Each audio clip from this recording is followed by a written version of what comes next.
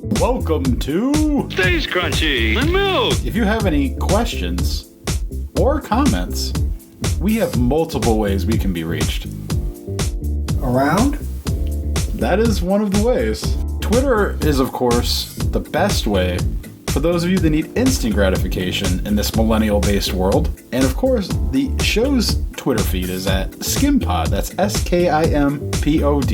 For the more patient amongst you, which is none of us, let's be honest, the email address for the show is podcast@stayscrunchyandmilk.com. Crunchy again, being spelled with a K. We're also available via Apple Podcast, something I've never heard of, Stitcher Radio. Are any of you still using that shit? TuneIn Radio, whatever the fuck that is, I couldn't tell you. Google Play, I've heard of that.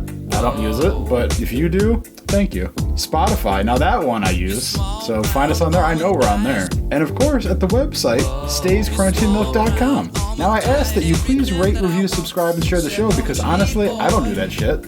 And I need someone to pick up my slack. Now, I hear that there is a group of people here that collectively discuss music, and they provide for you, yes you, a pod called Cast. It's a musical discussion show built on a hip-hop foundation, which seems to be what makes the musical world turn these days, and I hear it's pretty swell. Our personal Twitters are Tatum216, Lunchbox2099, The Real ODP, and your host, Internet's Tasty Tayrell 713. I feel like a black Republican money I got coming in. Can't turn my back on the hood. I got love for them. Can't clean my actor for good. Too much thug in them. Probably end up back in the hood. Like fuck it then. Huddling over the oven, we was like brothers then. Though you was nothing other than the son of my mother's friend. We had governing. Who would have thought that the love would end? Like ice cold albums. All good things. Never thought we would sing the same song that all hoods sang. Thought it was all wood grain, all good brain, but wouldn't bicker like the other fools talk good game. Never imagined all the disasters that one could reign, could bring, should blame the game, and I could. It's kill or be killed, how could I refrain? And forever be in debt, and that's never a good thing. So the pressure for success can put a good strain on a friend you call best, and yes, it could bring out the worst in every person, never the good and sane. Although we rehearsed it, it just ain't the same. When you put in the game at the age of 16, then you mix things like cause jewelry and miss things, jealousy, ego, and pride, and this brings it all to the head like a coin, cha-ching. The root of all evil strikes again, this could sting. Now the team got beef between the post and the point. This puts the ring in jeopardy. Definitely. Hello, welcome to Stays Crunchy and Milk. It's episode 356 again. Start dancing in this motherfucker. I mean, you didn't really know, or I mean, I guess you maybe did know because you didn't get an episode today on the day I record this, and you'll get this episode next week. But we did 356. Technical difficulties in the back, fucked some shit up, could not fix it. I attempted to fix it multiple times. Like I fucked with it even some more today, and I was like, it literally was it was hacking out such large chunks of the show. It was like, I'm like, in the end, it's just, it was just a weird bit of conversation. We go from Cookie to Jogga Lake with no transition. And so it was a wild ass bit of it just was like, I finally just had to kind of accept that I could not do anything with it. And we haven't had a lost one in a while. I think we only have had a truly one lost show before this and one that we did, and it just, I felt like we was all in a bad place. I gave giving that episode to the patrons. So, but in the immortal words of R-Truth, that's my bad. That's on me. Well, I ain't putting it off on nobody or nothing. It just happened, and that's what it is. Because shit be wild sometimes. You know what I'm saying? Especially when you go week to week and don't, like, I ain't touched shit, so you assume everything is like you left it. You know. So again, I don't put that on nobody or nothing, man. Don't even take it like that. But we're joined by the man of 1,000 nicknames, the artist formerly known as Just Phil Rockwell's the 216's own Tatum. It may be. We're also joined by the man who wasn't at all shocked that Black Walnut, along with all the people who attended that rally, got the Rona. It's Lunchbox. I may or may not have cried real tears of joy in the last 24 hours. We also have the last of the Golden Coquis, the suburban Puerto Rican, Just the real ODP. It's my homeboy, Gabe. I'm a bit wobbly, Bruh, but I'm still I can standing. see you and you. I'm still here. standing, I'm still here. strong. Your hair grew back real fast, Gabe. Thank you. I don't know why I'm thanking you. Is that a It's a compliment. I guess it's a compliment. It's something. I didn't say. All I'll take what I can testosterone. get. I didn't say nowadays. yo shitty. Gabe grows a 2 o'clock I shadow. didn't say yo shitty hair back. I mean, your hair looks good. Oh my God, man! It is. Thank you. We are still in the midst of a time. We are in the midst of. Some people are like, "Oh, it's round 2," but most people, me, an intellectual knows, no, this is just round 1, rolling along because y'all motherfuckers didn't get right the first time. So, as the Rona continues hard, and everybody and their mama keep getting it right now. My state. Yes, in my state cases. right now, there are multiple counties that are in the red, which they consider a public health emergency and super dangerous. All those counties are the counties where large cities exist. So Franklin, which I believe is the county of Cincinnati, and Cuyahoga is the city we're in. Columbus. Franklin's Columbus. Cincinnati, is that Monroe? Oh shit! I'd have to look it up, but I know Franklin's Columbus because I've gotten a ticket there Right before. on Cincinnati. Here, I will look it up because Cincinnati County, Hamilton. Forgive me. Yeah, Hamilton County and Hamilton. wherever the hell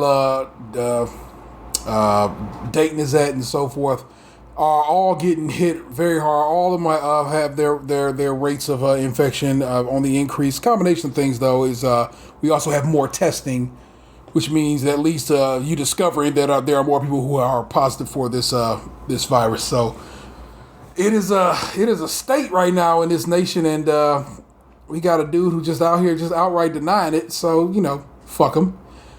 But also, racism don't stop people. So let's revisit just a little bit of racism. St. Louis couple pulls firearms on protesters cutting through a private street. City of St. Louis, the mayor of St. Louis, a Democrat in at least name, got on a public address and was straight up reading off the names and addresses of people protesting, basically doxing people. And people were like, that's some fuck shit. We protesting, and they meant to walk to the mayor's house. Doing that meant walking through a private gated community and walking past the house of two what are they? They are what are those attorneys like Tim Misney, personal injury lawyers. Yeah, so there were these couple are personal injury attorneys, Mark and Patricia McCloskey. Mark went and pulled out what looks to be an assault rifle. I'm unsure if it's an assault rifle. I know gun guys get angry if you call it the wrong thing, but some sort of long gun. A long gun. And then they kill you. His wife pulled out the little pistol. She held that bitch sideways too. She kept her finger on the trigger. Mark in every picture kept his finger off the trigger, and it's a very noticeable thing. It's actually something I looked for in the pictures when I first saw the pictures. I was like, well, he does not have his finger on the trigger, so he is not accidentally about to light this crowd up. But this bitch definitely had her finger on the trigger, and could have just by shaking injured anybody. The fun part about it is niggas is like, look over here at this table. They take because they got all these pictures, right? It's like they was clearly getting drizzy that morning or that evening. They had all kinds of drinks on the table, and they was also like, look at her shirt. And if you look at her shirt, she got mustard stains all over her shirt and shit. Mustard stains are often a telltale sign of not giving a fuck. And so I just was like, oh, these people is just extra drunk. And of course, because when you are that wealthy, they immediately got on the tour like the next day of like, this has ruined my life. And I'm just like, bruv. Some people just gotta get their fucking life ruined when you just doing bullshit. Yeah. Take responsibility for your own fucking actions. You ruined your life if your life isn't actually ruined. And I doubt, these seemingly very well-off people's lives are ruined in any way, shape, or form, they won't be thought of after this conversation, probably. You know what I'm saying? It's funny how often someone will throw like a qualifying inconvenience as a ruination of your life. I was inconvenienced for a little bit, and people think less of me for right now until they don't, because that's how this works. In my opinion, nation, the sun is going to surely shine. Now, the other one took place up in Michigan. Couple points of gun at mother and teen in Orion Township. These people, so I guess the wife or the lady in the situation bumped into a teenager. The teenager's mom was like, "What the fuck is going on here?" And the lady, I guess, attempted to drive at the mother. If I'm getting these facts wrong, forgive me. I'm just telling you what is before me right now. I've seen the video actually today. I guess the mother kind of was like, you know what I'm saying, on some hold up. And the woman and hopped out the whip and pulled a piece. And her husband also jumped out the whip and he was holding. They are both registered concealed carry license holders. But because they were not in any way, shape, or form any kind of danger, the sheriffs have arrested both of them. The picture I currently have up on my screen, the woman does not have her finger on the trigger. Again, that matters because it means she knows what she's doing, and she's not going to accidentally just rip off a shot. But she still had a gun pulled and was ready to go to war. And so they both got arrested. So let's see. Let's look at what the charges are. Felonious assault, indeed. 2 charged with felonious assault. With the answer. Nice. Oakland County Sheriff announced charges relating to an incident Wednesday where a woman put a gun in the Orion Township parking lot. The incident went viral on social media. Video from the scene showed the barrel of the gun pointed directly at the camera. The woman and the driver with her have been charged with felonious assault. It happened about 6 p.m. in a quiet shopping area outside of Chipotle Mexican Grill on Baldwin Road. Well, all bullshit goes down. Jillian Wustenberg, 32, from Independence Township, drew her weapon, chambered around. Is that in Ohio? No, this is all in Michigan. Oh. Chambered around. It's an Independence in Ohio and in Michigan. Yeah. Bullshit. And pointed it at a black mother and her 2 teenage daughters. Forgive me, I thought it was only 1 daughter. The gun woman is a dope turn of phrase. The gun woman's husband, 42-year-old Eric Wustenberg, who was also armed, called 911. Both Wustenbergs are registered concealed pistol license holder. The husband of the family facing the gun, a Detroit police officer, was driving to the scene and he called 911. When Oakland County deputies arrived, that's a weird. Again, this is why you need editors, people. I'm going to read it to you like it is. When Oakland County deputies arrived, the Jillian Wustenberg was detailed but let go. None of that sentence makes sense, but that is what is written here. It's supposed to be detained, not detailed. Yeah. During the investigation, both firearms were held as evidence. Both Wustenbergs have been charged with felonious assault Thursday. Another video from the scene shows the mother and daughter becoming frustrated at the Wustenbergs and accuse them of bumping into one of the teenage daughters. The situation escalated. A thump from the back of the van can be heard in the video as the couple tries to back out. That's when the woman exited the vehicle and pulls out her handgun. According to the Oakland County Sheriff's Office, the couple claimed to fear for their lives after their vehicle was struck with a hand by the other party. Police said it's unclear who the aggressor was and that further investigation is needed. Yeah, that video was weird. I watched the video earlier today, and honestly, I would implore people to watch for themselves, because you can look at it either way. Because the couple was like, the husband didn't come out till like halfway through the video, and the lady was like, "I really didn't do shit. I'm not racist." Like, kind of like chill. But then they kept going at her, and she like, that's when she pulled out her gun. She was like, y'all tripping, like back the fuck up. Like, it escalated pretty quickly. Like I kind of feel like this is a situation where everybody was on some bullshit. Okay, we'll allow for that. I will not claim it as racism. I will claim it as everybody on some bullshit in the state of Michigan. Okay. Still can't pull your gun out just because you. Yes. You know. Yeah, get in a heated confrontation. Like I said, I'm just gonna stick with everybody was on some bullshit in that situation. Like if you feel like there was racist and stuff, that's understandable. But if you're in a bad situation, get out of a bad situation. Don't egg it on. If you feel like they was on some bullshit, she bumped into you, then said excuse me. Getting all in their face for longer than like a 30 or 40-second conversation is unnecessary. If you feel like somebody on some bullshit, let them know what you feel like they did wrong and back the fuck away. A fair enough situation. You heard me at the beginning of this episode mention that the homeboy Black Walnut got the Rona. Those who know, but those some of y'all don't know, and I'm gonna tell you that is former presidential candidate Herman Cain. Libya.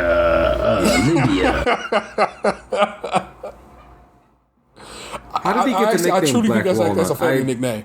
So I think that's some old school, because ain't no white folk gonna call that motherfucker Black Walnut. They not. They just not. That's a real black ass nickname. That's ice cream. And so yeah, my man. There's my Black Walnut over there. Black Walnut attended the Tulsa, Oklahoma rally about 10 days ago, and guess what? 10 days later, he has tested positive for COVID-19, along with many a person who was at that particular rally, because those people just decided, fuck a mask, fuck 6 feet, fuck it all. Let's get in real tight on each other and breathe, which is how you get Rona, is what science seems to tell us at this point. And yeah, did you see that old tweet of his resurfacing? Like, we're not going to be required to wear a mask. People are fed up. Well, now you're going to be fed up with some Rona, you stupid ass. I don't wish it upon anybody. I don't wish it upon him either, but if you're just going to say, ha, fuck the Rona, then you get it. It's like, well, you dumbass, what the fuck are you doing? Right. And I don't wish someone getting hit in the head with a bat, but if they're swinging a bat around and they hit themselves in the head, I'm not gonna go, oh no, you poor soul, you. I'm gonna say, you dumb motherfucker, what were you doing?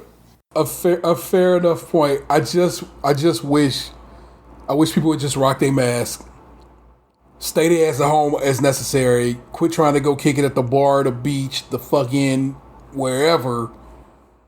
Because it's unnecessary. And two, the more you do that, the less likelihood of this stopping. And everything that comes with that. Meaning more at the house. Meaning less likely to go back to a job that you may or may not have, anymore. Meaning, I can't go across the border to fucking Canada to get my goddamn Kit Kats. Which is really the concern when you think about it. And, I can't go to Put in Bay and come back with more drunken tales. I was looking at that picture. I was like, I've been to a swim bar like that before, but I was in Corona. Lord knows. I was in, I was in Mexico, whatever when that happened, and I could not. You were drinking Coronas. No, I was actually. That's where I drank those. That's where I got hip to Dos Equis. They had Dos Equis at that spot in Cancun. Put me on the game years ago, and I like the accent you put on that. Equis. You're saying it properly. Dos Equis. And what it is, I hear white people say it, and they say Equis, and it drives me insane. That's Equis, man. Put that on there. But yeah, I've been in and seen it. I was like, did they take a picture from somewhere else? But you have told me that you believe that to be an actual spot in Put in Bay, correct? Yeah, that's it looks like that. It's a bar I've never been to because it seems gross to me. Even before Corona, it seems gross to me. People are getting drunk, and you eventually break the seal. Nobody's getting out of it. No one's getting out of there to go to the bathroom every 5 seconds. when they're swimming in the pool, so they're gonna be like, Gay is what very the hell? poo-phobic. So yeah, it's a swim up bar. The one in Cancun. I don't appreciate pee either. The one in Cancun. I don't feel like it was ever popping like that. And I went to Cancun in like May of the year 2000 or something around that time. So I was literally thinking the same thing. Avicii, Dan. Well, it's because I'm 4.5 seconds behind. Well, like I said, it had been quite a while. Like I said, it was not anything like the picture that we saw that was just jam packed full of people. I know people don't think they're invincible. I know they know better. It's just like they're like, I don't even care, and I'm like, I don't understand that is. I believe they consider that a super site now, like where so many people got infected that it became like we need to find these people and then they fucking in the pool. It's like fuck it, it's the end of the world. I bet some fucking has been happening in that pool. So apparently there's three. That was pretty reluctant. I've never fucked in a pool before. I never fucked in a pool before, but like I did it in the jacuzzi. Same thing, pretty much. Same. So there's three swim bars in Port Bay. That means he fucked in a pool before. And a jacuzzi. Let's just face the facts here, guys. Gay don't fuck way more than all of us in every place ever in the world. Bruh. I mean, he's got the proof walking around. He's been a boy in the hood way before Cuba Gooding.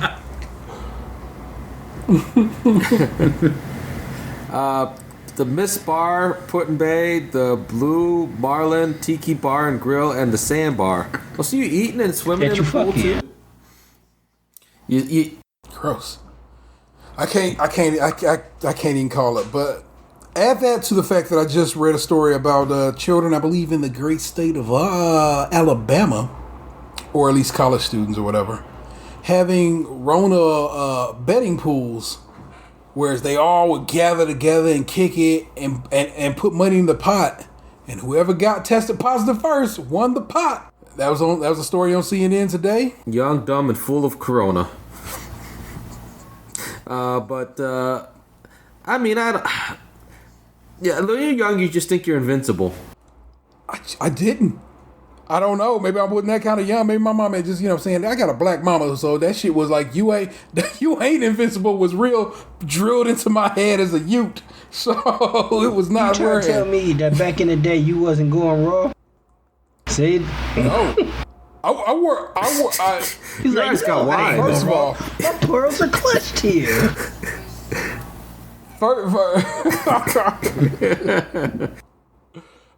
Oh, but you know what? First round. See? First go. Indeed was wrong. You're correct. I mean, I'm not gonna put your business out there, but your first time wasn't the time you should have been going raw. We'll just leave that conversation there. That seems like something you build up to. Yeah, something like that. I mean, I know nobody who's young listens to us, but the advice I must give to anybody who hasn't, for the young guys out there, don't go raw to begin with, because you're not going to want to wear a condom. Just start off wearing condoms. Please be safe. Yeah. Because once you go raw, it's going to be like, I'm just going to put the head in, girl. Come on, just chill. No, don't do it, brother. Stay safe. Does that work? Does the women hear that and go, okay, yeah, just the head? I can see that. Forget I see that being okay. Yeah, just stay safe, friend. Jesus Christ. It's just like, my first time, I barely knew the girl. I met her that night, so I definitely wasn't going raw. Oh, good. And my second girl was the same way. Some girl I just met that night. Like I said, the first girl I didn't know her. Met her that night, never saw her again. At least the second girl, who I just also, same situation, just met her that night, barely knew her. At least she stuck around for a while, and then I stopped seeing her forever. Yeah, so I just kind of feel like I guess I shouldn't say you forever. I could run and into he her was tomorrow. like, "Come on, honey, let's get out of Trader Joe's." I don't know. Me and my significant other were talking the other night about what are we going to tell the boys when they start get sexually active or approaching that time in their lives, and we were like, we're not going to be like stupid about it. Just tell them like, at least try to be somebody that you like and you can see yourself with for a little while. Sit them down and be like, when a man loves a I mean, I don't feel like they gotta love them, but at the same time, I kind of feel like you gotta at least like them. Yeah. When a man at least When likes you a can at least spend woman. an hour or two together. I don't know.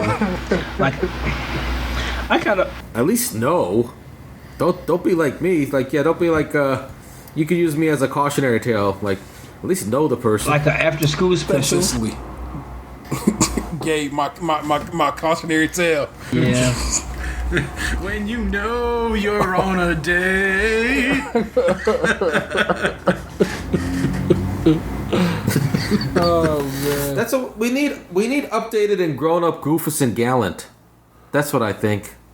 Still out here giving us the guidance we need. Yeah, like Gallant at least knows the girl and is hung out with her for a while. Gallon's Goofus just Gallant says, uses "Baby, the just let me dental put dam the head to in." perform oral. Have you guys ever used a dental dam before? No. Just eat your pussy. Just go for it. Oddly enough, yes. Yeah, just like go for it. like a female condom, like is weird. Like when you get pretty much gotta just push it in there. It's like a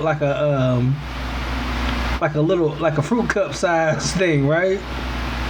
You push it. It's freaking weird. But what I was told, Because I've by never all seen one in sources real is life. I've only it's seen them like on like sex education videos or on the internet. I've never seen a female condom before. But that the female condom was the banger because the material was made of was better at transferring heat, so it was a much better experience.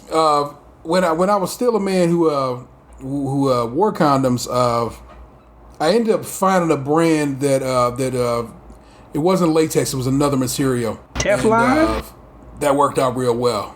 No, it was what the hell was those condoms made of? Let me see if I can find. Not the I don't even Charlie think she'll Sheen make lambskins, Let's right? look that up. No, never the lambskin joints, people. You can still catch HIV with the lambskin joints. What are these made of? Non-latex lubricated condoms. They don't say what they're made of, but I whatever material they are, that's the joint you want to go for. You want them skin joints.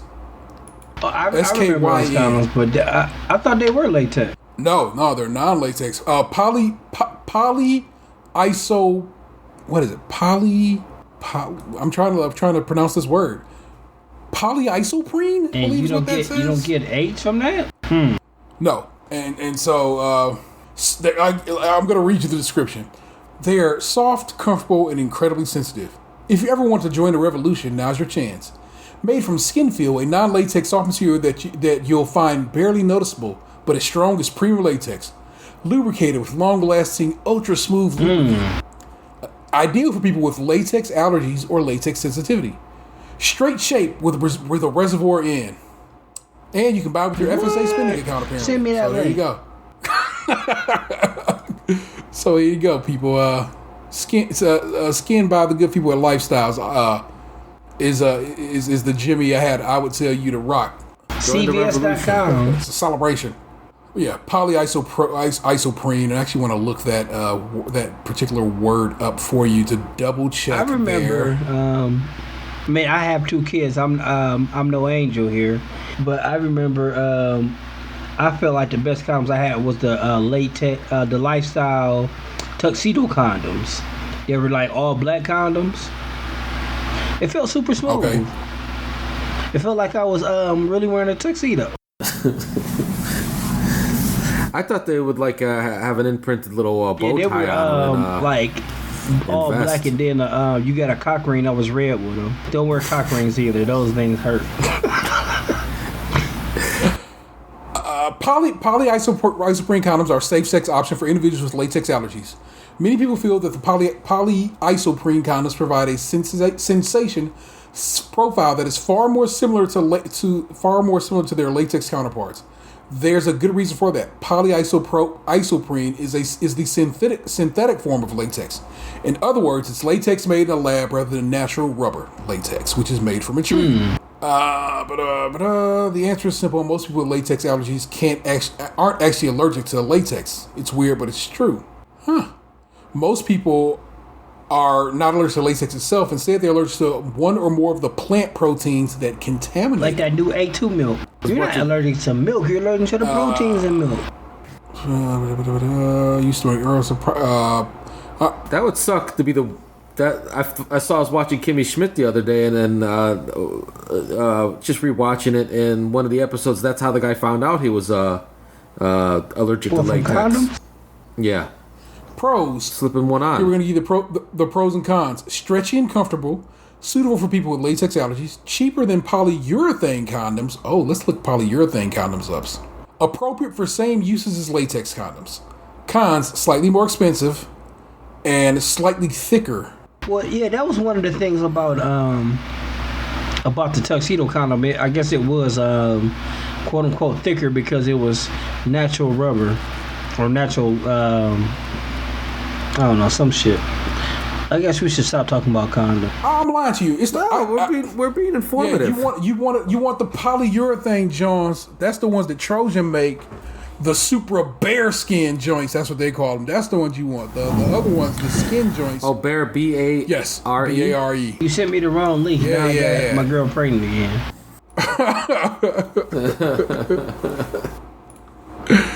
Oh my goodness. Well, hey, there you go. We've rattled through all these things and so forth and so on. Ant-Man, what's popping with you in this world, man? How are you? I am a mixed bag of emotions, ready to explode all over the world, but not in a cummy way. Not in a cummy way, just a regular way. I was just thinking about like how shitty 2019 was. Like, I feel like 2019 was shittier than this year, even though this year has been hella shitty. But this year has been pretty good so far. Like, even though I've had a lot of ups and downs, this year has been pretty good, and I can't complain. I enjoy wearing latex gloves to store. I have to agree with you on the perspective of this year. Because, like, while Corona's been bad for a lot of people, it's been mostly good for me. So, like, I'm not here to, like, brag over my good fortune over other people's misfortune. I'm just thankful that I'm okay. I'm thankful that not only am I okay, but my friends and family have been okay. Like, I don't personally know anybody who's been affected by Corona in a negative way. Like the closest I've come is like T saying that his cousin had it, and then like a friend of my like father-in-law or stepfather said his friend had it, and it's like, oh man, my friend died. And then he called back 10 minutes later. Oh no, he ain't dead. He cool. Like, I don't even know anyone personally that I can think of that, like, lost their job or anything. Like, I know people, like, maybe got furloughed for, like, a minute, but, like, nobody that, like, is out of work from this, you know? Yeah. Well, Yeah, my man. one person, but, like, that person's, like, wanted to retire anyway. They're just collecting the free unemployment until their retirement kicks in. So, other than that, everyone else I know is like, no, I'm good. My nephew who went to college this year, who barely worked, got like a unemployment check for $7,000. Like, balling out here. He bought himself a new car and stuff. I'm like, he was in college, barely working, and wasn't able to work, and got a a check for $7K, like clear and free. And that was the second story I heard. Like, you know what? I'm not even mad. Big ups to him. Congratulations on the come up. yeah, For sure. Like I have no way to complain. Like I can't sit here and be like, well, fuck him. Why didn't I get that? Like I'm good. I've gotten free money. I've gotten professional things I wanted. I'm nothing bad happened to me. I'm healthy. Like not gonna complain. Get your $7K. and yeah, I am more than happy for him. I just kind of feel like it has like really been more bad than good. Yeah, I mean, I just kind of feel like yes, it's been a lot going on. That's not that great, but it's been mostly pretty good. Like spending more time with the boys. I mean, yeah, of course, people are getting that quarantine 15, but now that I know that I'm going to be not going back to work, I just join the gym, just be dedicated to something, and that'll give me some time away from breaking up the monotony at home. I hear you. Do you feel personally safe doing that right now? Because like I was looking at joining the Planet Fitness down the street because it seems like my gym's not coming back. But like I saw something like a week ago where like I don't know what Planet Fitness it was, but they put up a notice where it's like if you worked out on Wednesday, June 24th between the hours of 9 a.m. and 3 p.m., you need to get checked out for Corona. Wow. I don't know.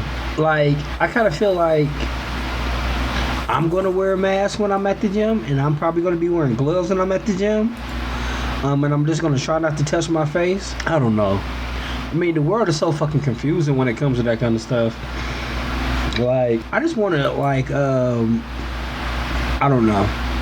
That shit is confusing. I think I agree with your thought though, because like obviously we work at the same company, so like I'm in the same boat now. We're like, okay, like once working hours are over, what am I going to be doing to fill my time? So, like, the gym is one of the things that cross my mind because, like, now it's like I don't have to worry about commutes anymore or anything like that. So, I could be there in a few minutes. I have, like, more time to myself now. Is cars going to be cheap as hell? That's a side thought. Like, gas and cars are, like, one thing that's, like, I'm only driving once a week or twice a week to go get groceries. Then after that, I'm chilling at home. Dude, I haven't gotten gas in almost 4 months, and I still have 3/4 of a tank. You the shit, Dan. Like, I where I bought my house, it's like the grocery store is 1.5 miles away. Like, and it's like, it's Sam's Club, so it's like I buy in bulk, so I only have to go like once every fucking month or two, depending on how much I load in the car. Like, if I join this Planet Fitness, it's like 2 miles away down the street, so it's a 4-mile round trip. Like, and that's only a couple times a week. It's not like I'm like going out and I'm a social butterfly or anything, so it's not like I'm going out every night. So like I can like a tank of gas for me will last probably a couple months in the future now. Like I was talking to like one of my buddies at work yesterday, and I was like, I explained to him how I haven't gotten gas since March 13th, and it's like, we're into July now, and I'm like, I would have to get a tank of gas about every 10 days with driving to and from work and, doing errands and shit. I'm like, so based on the time that we left the office to now, I would have had to have filled up approximately 9 times. That's about $300 worth of gas that I haven't had to buy. And that's, a couple months of miles that I haven't put on my car. So it's like now this depreciating asset's not going to depreciate as fast as long as I maintain like the battery and everything. Take it for a spin around the block every now and again to keep the tires fresh and the battery going. It's like there's so many options to seem available to me now, and so much benefit monetarily that like that's why I can't complain about this kid coming up on 7K. I'm like, I got what I wanted. Like, you get your money, man. Let's see. It's like my biggest trouble right now is figuring out what office chair I want to buy. Speaking of office chairs, I went to the office supply warehouse or the office furniture warehouse. God damn, that was high as hell. It's supposed to be a warehouse. It's in like near downtown Cleveland. chairs are still $300. Yeah. I was looking on Amazon yesterday, and they have Marvel office seen chairs that are like $200. Like, I think they'd be perfect for someone like you. Like, from what I was reading the reviews, they would not be good for a full-figured man such as myself. But I could see you in some sort of, marveled chair. I'm going to. Squirrel girl. I am a squirrel girl. I'm going to hit up the furniture bank on the west side, on your side of town, and see what they got. Oh, I know that place. Man, they be having some good stuff in there on the low. The last couple times I drove by, they haven't been open. Because it's across the street from the post office I dropped my mail off at. When I drove by there the other day, they weren't open. Yeah, that's another thing. Like, if I do got some negatives about Miss Rona, is that shit don't be open or close like uber early. I went to Walmart in North Olmsted last week, and let's walk through the problems with that. My Rona situation. One, I get there, start wiping down my cart because they don't wipe down their carts, unlike Target, who does. So I had to wipe down my own goddamn cart. As I'm wiping down the cart, a lady's coming out. She goes, "Sir, they close in like 5 minutes." I'm like, "What the fuck?" I guess they close at like 8:30. Yeah. So I was like, okay. So basically, she's telling me, you may want to stop wiping and get to shopping. So I stressfully get through most of Walmart to get what I want from it. But as I'm going through it, I'm like, oh, y'all just not gonna wear masks? No. Oh, we ain't rocking masks. Okay. So, but I am, of course, in a mask, and then it's like there's no guidance. You know what I'm saying? I don't know if I've been to Target, and they have people. They say they got people basically directing traffic. Please go to 6. Please go to 5. Please go to here. Blah blah blah. Keeping the thing moving, but also keeping you them 6 feet. Walmart had nothing like that, and in fact, they had 2 regular lines open, and everything else was self-checkout. And I'm like, get the fuck out of here, Walmart, with your I'm trying to save some money shit. It's bullshit, and you got to stop.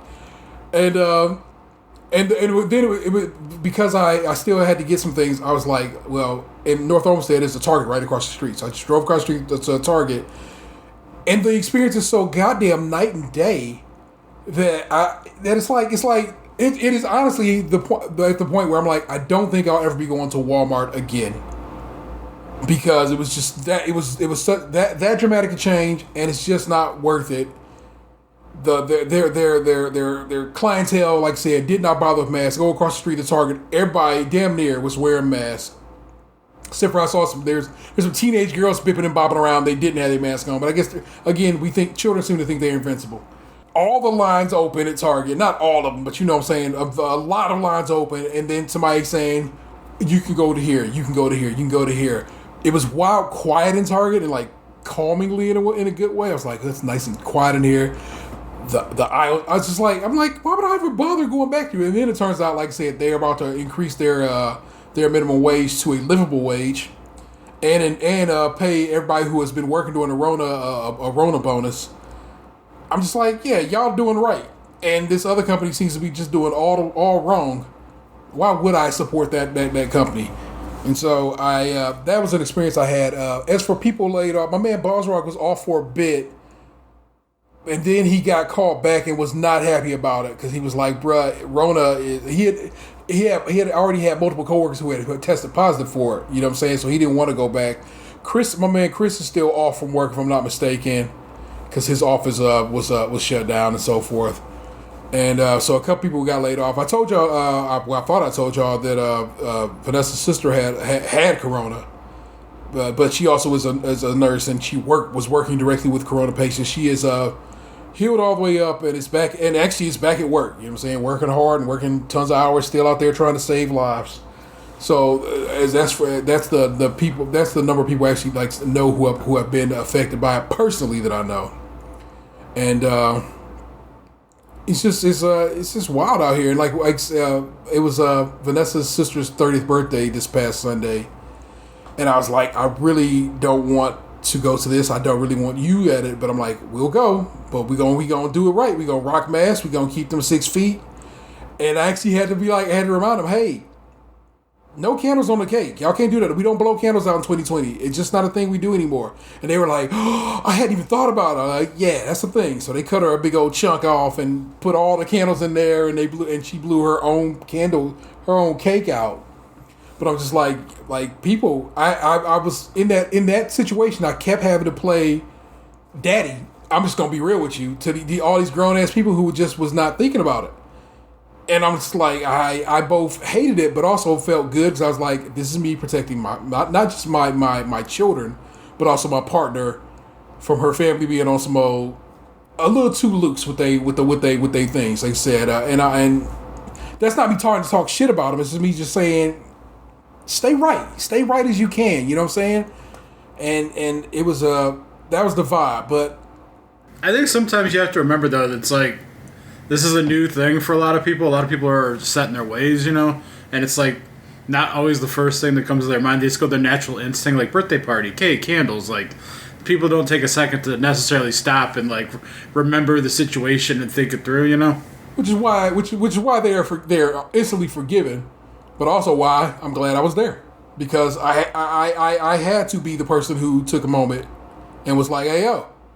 There's a reason we don't blow on shit no more. Hey yo, right? get at me, dog. Oh yeah, and they were like, it's like as soon as I said it, they all were like, it's like they all smacked their head at the same time to be like, oh yeah.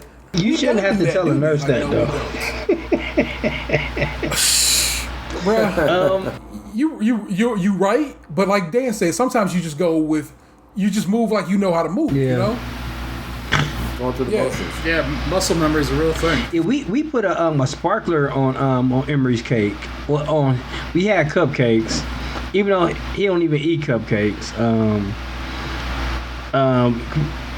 Yeah, we put a sparkler on it.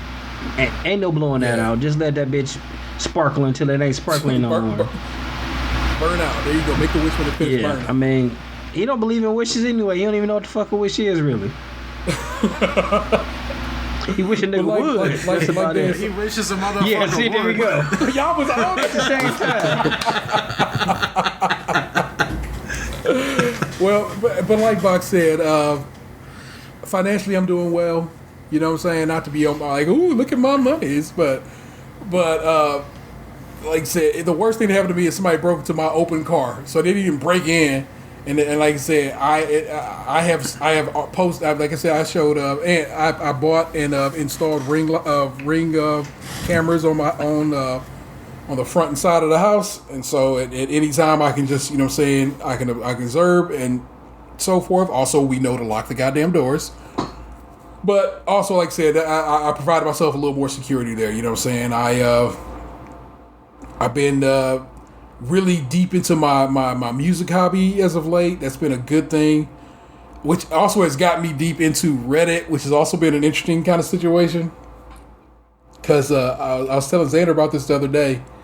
A record was announced by the German store I buy records from, and people was like, it's a boot. I don't trust any of this. This is a bootleg. This is a bullshit. They're evil. Germany has terrible copyright laws and blah, blah, blah. And Xander was like, people really be wilding about records like that. I go, yeah, they really do. But I bought that record immediately. I was like, fuck yeah, this record is out. For those who want to know, it's 456 by Krunchy Rap. Let me tell you something. You don't remember how much people use the F word in the mid-90s until you turn on a mid-90s record and you like, oh, well, aren't you just... The F word that's not fuck for people who are unsure. Oh, I say fuck, but I don't say the F word.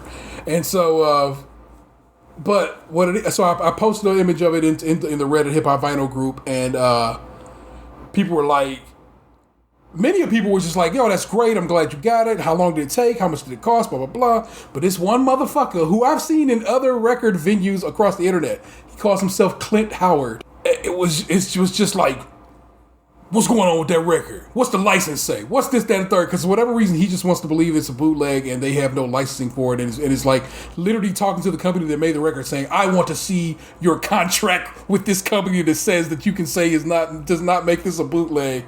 And the company finally just responded, was like, bruh, what the fuck is you doing out here in these streets talking wild about us? and you got to stop this and so forth and so on. And he finally was like, I'm not going to talk about this anymore, but I just had to laugh at it. So that's a weird Rona sideline that has been going on in my world. Like I said, I agree with Box completely. I am in the house more than I want to be, but I get to be around my kids. I get to be around my partner, and that again, it has its ups, it has its downs. Trust.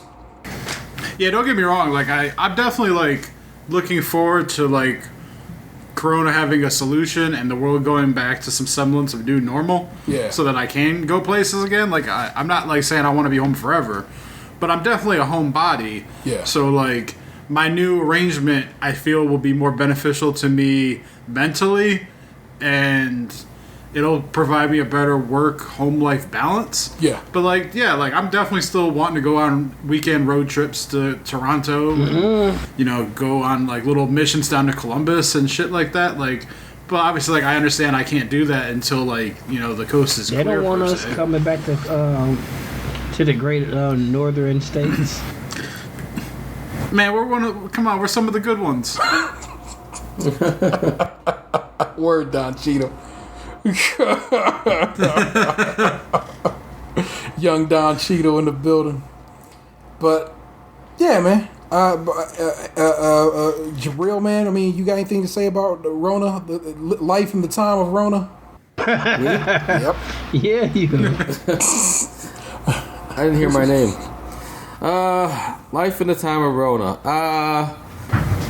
I mean, I guess my family loves me, but they don't seem to want me at home anymore.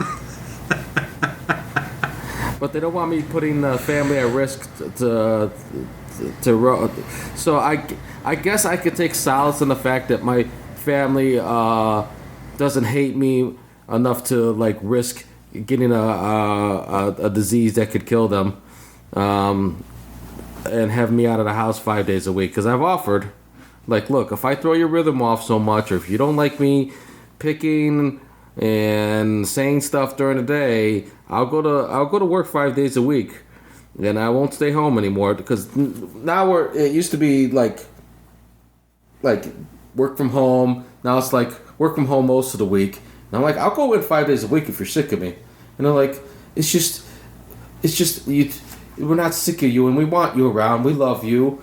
The whole thing is it's just that you throw off our rhythm by being home. And at this point, though, like, am I really still throwing off your rhythm? It's been since March.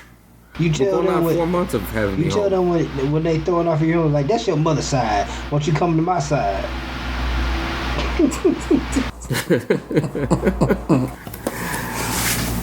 No, I mean, I guess it's just I gotta adjust to being at home more and being around the kids more. I mean, I guess I just need to learn some more patience and just let them be. But they can't. I mean, sometimes I gotta say something like I'm on the phone with work shit, and they're screaming in the background. I mean, Yeah, I disagree with the notion of letting anyone be. That's not how. Yeah. That's not how parenting functions. You tell. It is a style of parenting, and maybe that is the style of parenting you are trying to embrace, and I'm not You put the understanding phone it. on mute and say, I'm buying you some toys. Shut the fuck up. But no, like let her parent during the hours of 8:30 to 4:30 is what sure, she but said. if they are screaming and you're on the phone, Oh, but she doesn't get mad about that. Like, she's like, oh, yeah, you got to say something like that. She gets mad at them. But, like, if I'm in the middle of just typing away and not on the phone or something, and I hear one of the kids scream, I can't help but go, like, what's going on? What's that? And I got to be never you mind.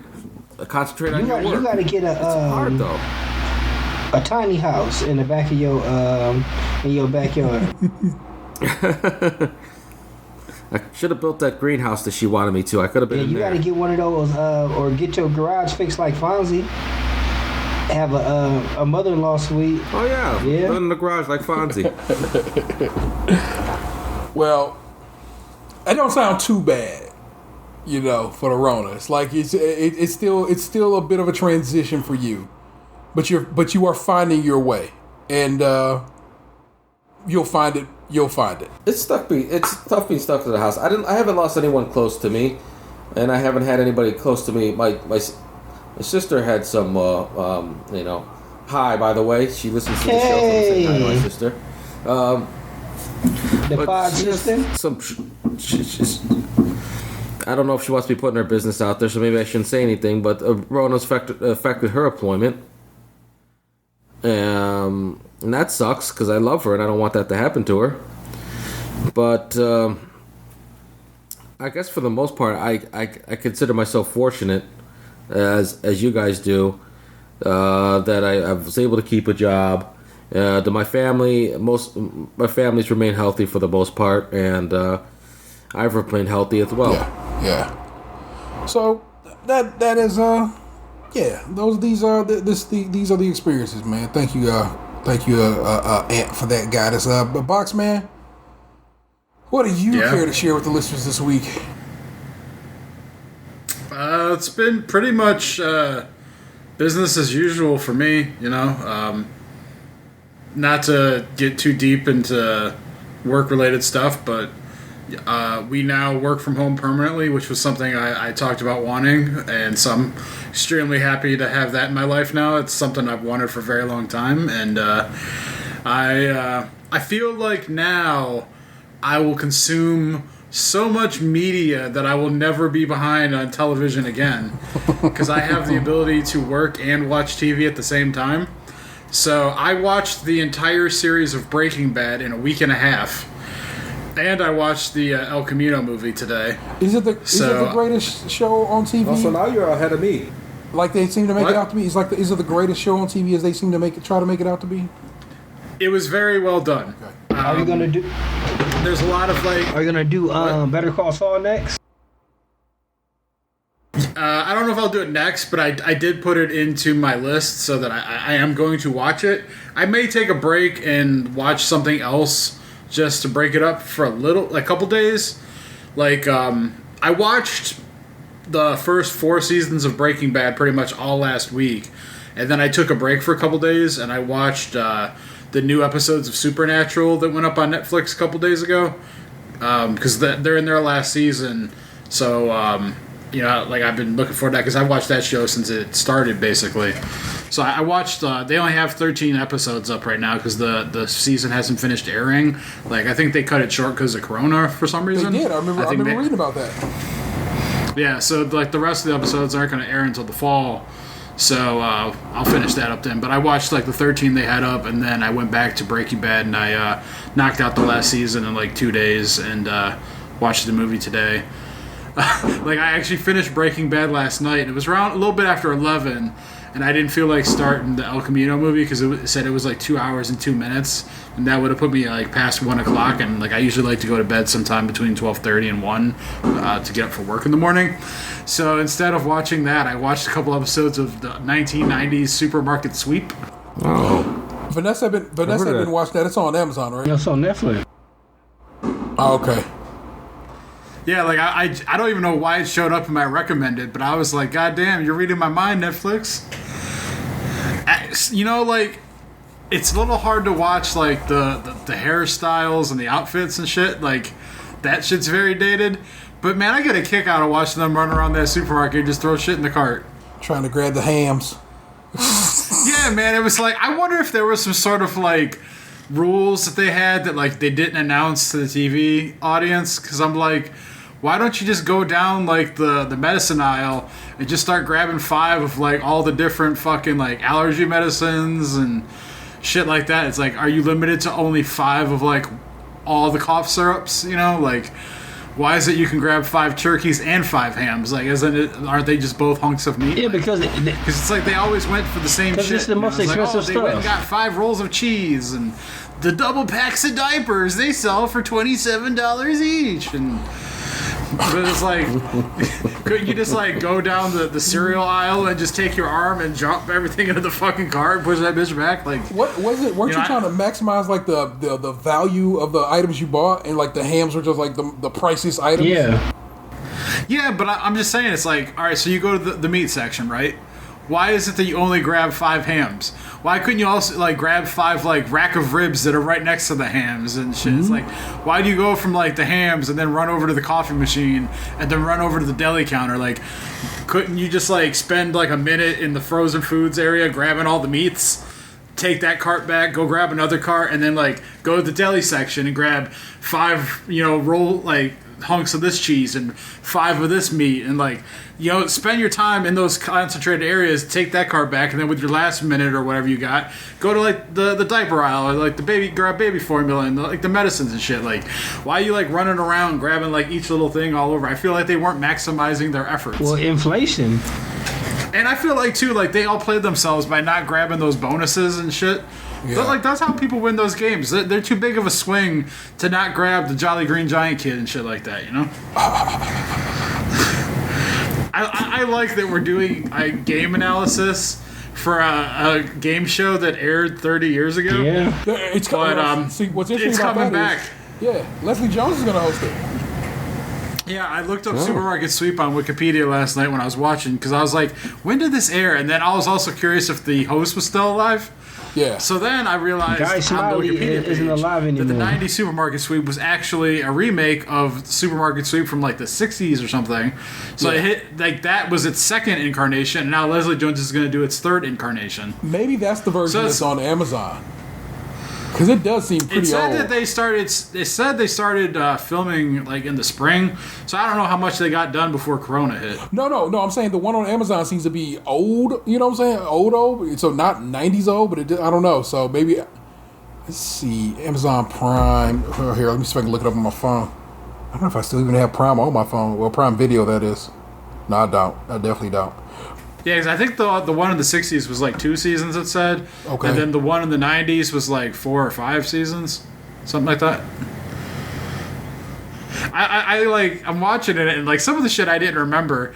How he like says something wacky before they go to commercial break, like, what kind of fruit cup do zebras like? We'll tell you after the break. And then it's like they come back, it's like, I was like, I don't give a shit about this dude. But then it was also like kind of weird, like some of the categories were like, so they did this shit back in like the episode I was watching is like 1990, right? And it's like one of the quiz questions was talking about Bill Cosby and Jell-O pudding pops. And then like there was another one where it was like guess a celebrity, and it was like Mel Gibson, Scott Baio, Arnold Schwarzenegger, like a couple other people. And I'm just like, man, so many people back then that turned out to be kind of shitty. A bunch of problematic like people. We didn't know until now. So they have 1991 on Amazon Prime Video, and apparently then it just leaps to the year 2000. So because Amazon Prime is a real wacky service. Wrath of Khan is on there though. I might watch that. I fuck with that Wrath. I mean, I fuck with Star Trek. Have you guys ever watched Twin Peaks? I tried to. Back in the day, yeah, I remember watching. So it popped up in like my recommended, and I've never seen it before, but I know it only goes 2 seasons. Like, does it have an actual ending? Like, if I watch it, will I like enjoy it and will I feel fulfilled, or will I watch it and be disappointed because there's no ending? They brought it back on Showtime. They brought it back on Showtime. Like 2 years ago? Year or two ago? But is it a continuation, Yes. or is it like a separate series? It's a continuation of the series. Same guy was I think directing it and everything. Guy Pearce. So but like, all right, so the original, does it actually like end? No. Is there finality? The mystery of the series is indeed solved. So yes, there is a bit of finality in that regard. Okay. There's also a movie I felt like watching it, but I didn't want to like watch it and then at the end like have no resolution and feel like I wasted my time. There's also a movie. So there's maybe I think Farewell to the Flash. Firewalk. There you go. Like the shows seemed like it would be up my alley because I like Supernatural and X-Files and Fringe and shit like that. It sounds like Twin Peaks is similar in that vein. I don't think you would like it personally. That shit is way too old. And you're a modern man. That is the one pitfall of watching like some of the classic stuff. Like I saw the '90s television category when I was scrolling through the options, and like I was looking at like shit that I used to watch as a kid, like Beetleborgs and VR Troopers and shit, and I'm just like, there's just no way I can watch this now and still think it's good. Well, hey, who knows? I mean, I'll probably give it a try and see what I think. Yeah. What did I start last night? So I tried to watch some Golden Apple show on Netflix, and I was like, that shit was. I saw the first episode, I was like, I don't like this shit. Yeah, the show where they tasting, where they making the food and stuff. Yeah, Crazy Delicious. I did not like it, but there's another show that I started last night called Flinch. That shit is some good prime ass Amazon bullshit to be watching. That's some Floor is Lava type shit. Basically, they have 3 hosts, and each host is assigned a person, and the person has to not flinch. If they flinch, then the host get a point. Host with most points then has to go through the don't flinch situation, and I guess try not to flinch. It's very absurd.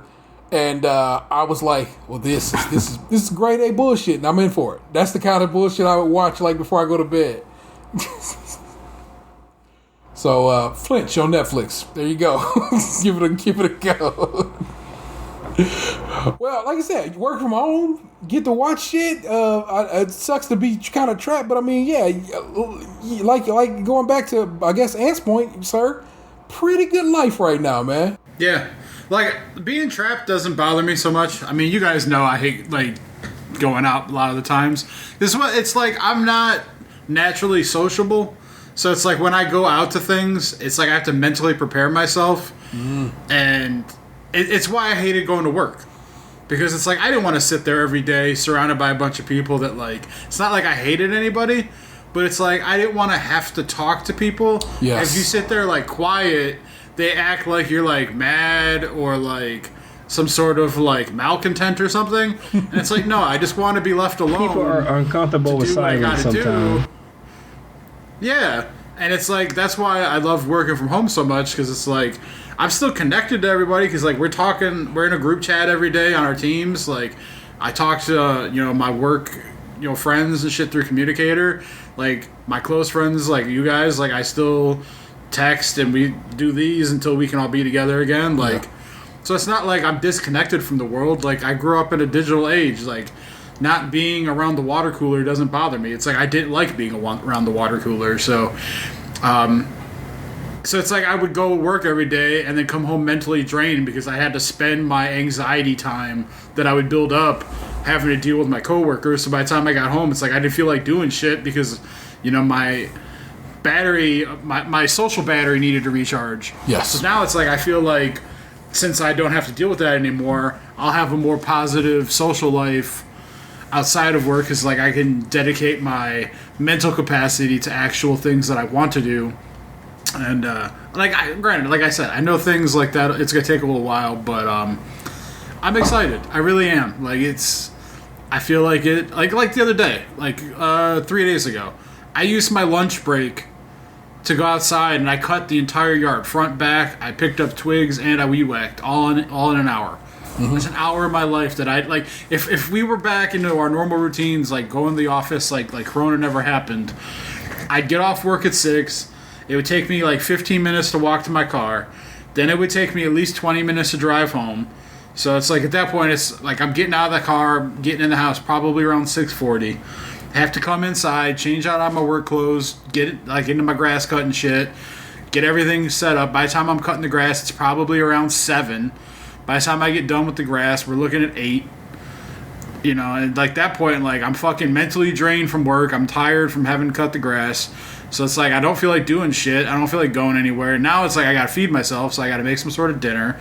Whereas like now it's just like, oh hey, okay, I'm gonna go take an hour, get out of the house for a minute, get out of this recliner that I'm sitting in, working for hours at a time, go get this shit done, and then when 6 o'clock hits, I'm fucking good. I'm golden. Like, I can have my food cooking while I'm working, whatever. Like, it's like it gives you so much more time back in your life. Yeah. That like I feel like I have more to look forward to for living. I like it, man.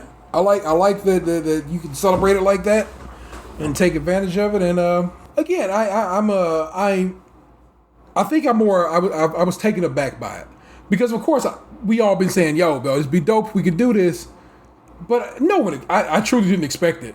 Only up until that meeting we had last week, and I was like, "Oh, they definitely about to let us let at least me and Ant's department stay home because they really had basically put it on the line, basically like y'all doing real good from home, like interestingly real good." I'm like, "Yeah, we kind of dope, we know." But, I guess they so much so that it's being recognized up channels, So, like I said, those combinations of things, like I said, the fact that we are at least for us, and I mean just that little window of me and Ant's department, are so productive, even in a work from home environment. Combine that with the whole lease situation and so forth and so on, and it becomes like, oh yeah, fuck that. You know what I'm saying? Why pay for this? Why pay this rent in a downtown area of a metropolitan area when I can just basically, y'all can get this shit in from the crib. Especially for like those of us that didn't ride the public rapid in. Yeah, it wasn't exactly a convenient location for us, like commute wise per se. Like downtown is centralized, but like the amenities for us, like we didn't have free parking and shit like that. Like I parked for free because I had to park a mile away and walk in like a seedy area. Like, multiple murders. I like that word, seedy. Yeah, multiple murders. Like it's like seriously, it's not a joke. Like I mean, there are multiple murders down laughing. there. I'm laughing. That shit happens. It was definitely a dead body found hours before we were said to report to work, right by where we walk from. Even if, like, me and Dan parked really far, but even if you parked where the normal people parked at, it was right by there. Dead body. Yellow tape was there right before we walked in to work. Like last winter, my buddy, like because he parked on the same street I did, like he left work like a little bit before me because we were both working OT the one night, and he fucking found a bunch of stolen Christmas gifts. Like someone grifted some family's Christmas gifts, and I don't know what happened, but there was they left them in a pile in the one parking lot. And it's like one lady like got run down by a dude, like what the jogger lady was like last year. Like some dude got out of jail. He was out for a couple weeks. Apparently he like couldn't take being on the outside, and he needed to do something to get locked up, so he just ran over a lady who was jogging and killed her.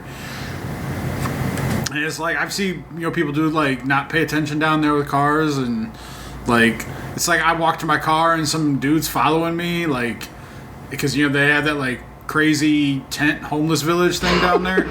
And it's like I'm a big dude, but like say I went to something after work and it's like I'm walking at fucking 11:30 at night by myself in this like dark area with no one around. And it's like, I can be stabbed just as well as everybody else can, like I can be shot. Shit can happen to me too. Like, it's not like I go down there and I feel like I'm completely safe walking around there in the pitch black of night. It's like, I'm kind of glad I don't have to deal with that shit anymore. Like, these times now that I go downtown for shit, I'll just pay to park like everyone else. I gotta tell you, well, I mean, I guess we going downtown is a part of like if you're gonna go see shows or basketball or whatever, you know what I'm saying? I'm like I don't really got a reason to be down there no more, my guy. Which is actually Which let me tell you something. As a man who attended college downtown, has worked pretty much my entire adult life downtown, it's that's where it hit me at today. I was like, I have existed down here. This is where I have done my life at. It is now strange to be like, you don't got to be down here ever again without a voluntary reason. You know what I'm saying? And that... Well, like, think about it, too. We were running out of places to even want to go for lunch. Yeah. Like, when we were going out, like, it was like we would have to struggle to come up with an idea of things we actually wanted to do anymore. Like, shit was closing up, and, like, the shit that was still around there, like, we got kind of tired of it. I drove down there recently. I was trying to get... Vanessa wanted a Kathy's ice cream sandwich, and I got there, and it turns out they didn't open for a bit longer.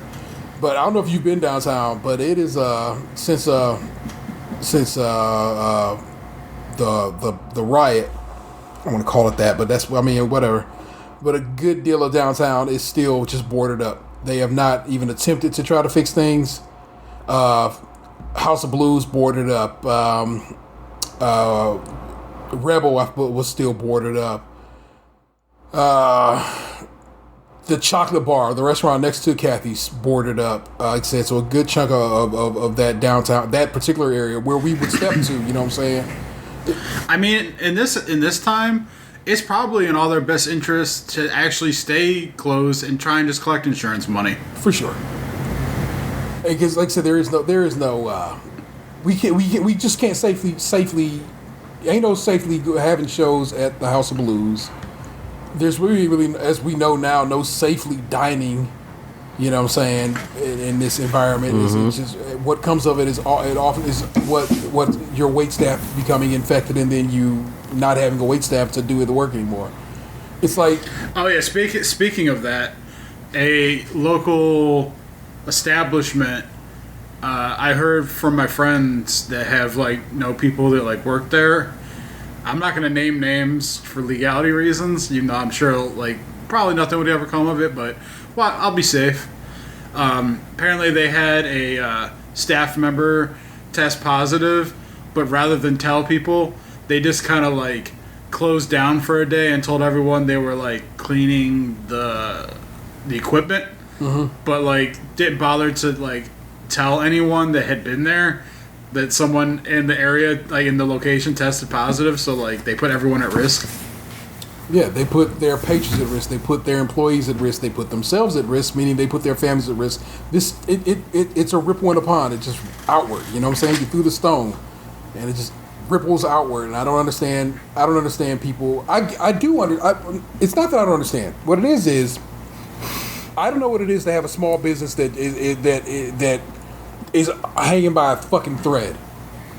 Because and that if something goes wrong, that is their family no longer eating. That is their mortgage no longer being paid. You know what I'm saying? I don't know that life, but I understand that. I understand it. So I get that a lot of people are fuck it, let us open our bars and shit. But I'm I also know what comes with that is the potential, a greater potential even for death than just by drunk driving or anything. You know what I'm saying? And so I wish that our government would do like many a government in Europe and Asia did, and literally pay businesses to keep their employees at home. You know, that's what happened in Europe and in Korea and so forth and so on. They literally was fuck it, we the government will just take this hit. We're gonna pay you to make sure you can that way you can keep paying your employees and keep paying yourself, but you can stay your ass closed. And that's just not how we function in America, because we think we all pull yourself out your bootstraps and don't let the government be a part of your life. Fuck that. They running shit.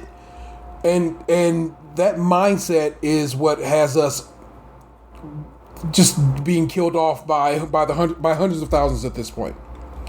Like saying, there's a part of me though that starts to wonder, if all these people want to open their businesses and these people want to go to these bars and just huddle up in groups without masks on and drink and be merry, that I'm almost to the point now where I'm fuck it, you all know the risks, do what you want to do. I won't be there, you all get sick, y'all have it spread amongst yourselves, I'll see you in 6 months. What it is we don't do that because there are people who can't help themselves. There are people who like I said, I guess you can be well, they could quit that job, but in those situations, some people can't quit their job. That's another thing. They rushed a lot of people back to work so they didn't have to pay them unemployment.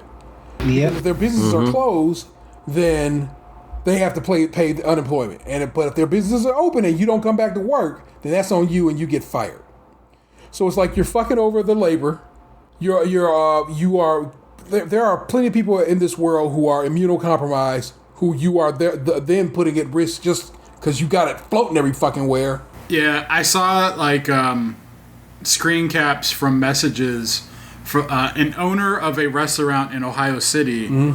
I'm sure you all know what you guys know which one I'm referring to. Controversial owner. There were screen caps from messages I saw that he sent his employees where he was basically just telling them y'all need to come to work, and if I call you back right now and you tell me no, I'm cutting your unemployment. Yeah. So it is. The instinct is let them die. You know what I'm saying? I know it is. It's like let them get sick, let them fucking die if they are so willing to do that to themselves. But it's not that. It's like they're going to harm. Again, it's the ripple. It's everybody that also is going to suffer for their dumb shit. You know what I'm saying? So that's why we as a society have to be like better than that and be like, no, fucking wear your mask and quit bullshitting and stop worrying about sports. And we really should be. Who was the tested positive today? Was it the Clippers? The Clippers organization had to shut it all down because they had some positive tests in their situation as they were starting to get ready to start moving to Florida for this bubble season. I just don't understand why everyone's so much like. All right, I understand why the sports leagues themselves are in such a hurry because they just want to make insane amount of dollars. Mm-hmm. But like as far as like the actual athletes and like spectators and whatnot, I don't understand that like the fucking desire to hurry this shit back. Like, just take a fucking year off, man. Yeah, someone might die and you'll never see basketball again, or like the NBA players, some of them might feel like it was a wasted season, but like this is fucking life, Like shit don't always go according to plan. Like I saw like Damian Lillard had like an interview that I read like the transcript of last night, and he was talking about how like he doesn't expect like this bubble thing to be perfect, and because he doesn't trust people are going to actually follow the rules, and he's just going to go there, play basketball when they tell him to play, and then when he's like not playing basketball or practicing, he's just going to be holed up in his room with his PlayStation and his music equipment, and he's just not going to do shit until like it's time to play basketball, and then he's going to go right back to what he was doing in his room. Because he's like when we have 100% freedom, people don't follow the rules then. So how do I expect people to follow the rules in this bubble? Yeah. And I just pulled up ESPN to see if what I've noticed about ESPN as of late, they don't really be reporting on Corona like at all. They keep that shit wild quiet. Like that should be a big ass story on ESPN right now about the Clippers because they are literally a contender. And yeah, I didn't even know that until you just said that. That I saw it on Twitter before earlier this evening. And my man Carl Tart actually posted about it because he loves the Clippers. That's his squad. And he was like, Clippers gonna clip, ain't they? So that is actually, so like I said, interesting. That, like I said, I've noticed that ESPN don't be putting the stories up about Corona anymore because they want these sports to come back because they want it for their money, I guess, whatever. Yes, all right. So NBA has 9 more players test positive for Corona, total up to 25 since June 23rd. Doesn't say who it was though. Rudy Gobert. This is a tweet from Woj about like I said. So an ESPN reporter. So why is this like I said not on? And apparently I read again somewhere on Twitter that the NFL wants fans to sign a Corona waiver. I'm like, are you thinking you gonna have people in the stands? Because no. But that is a NFL Corona waiver. Yeah, NBC Sports. NFL may require fans to sign a COVID waiver. And I'm like, eat a dick, bro. It's like, no, I'm just not gonna. I'm not.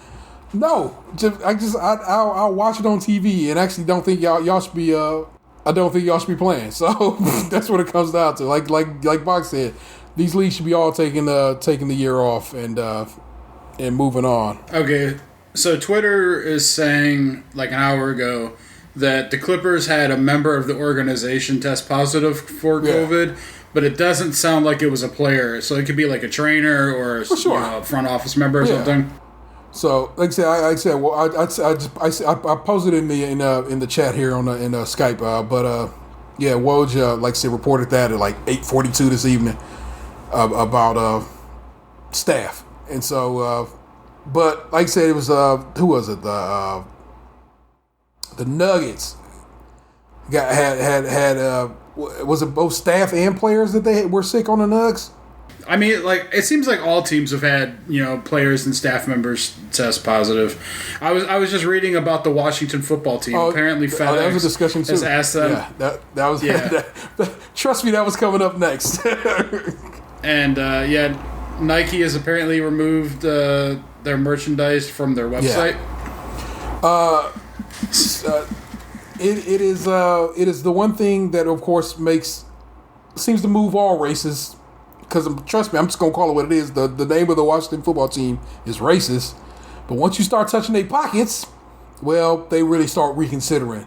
And so FedEx, whose name is on the Washington football team's stadium, was like have requested that they change the name of that team. And that rotates back around to what we've been talking about for 2020 this whole goddamn time. It is the change that. It is change that we knew was coming, but not how it's coming. It's going to be the Golden Girls, Don Cheeto clip all over again.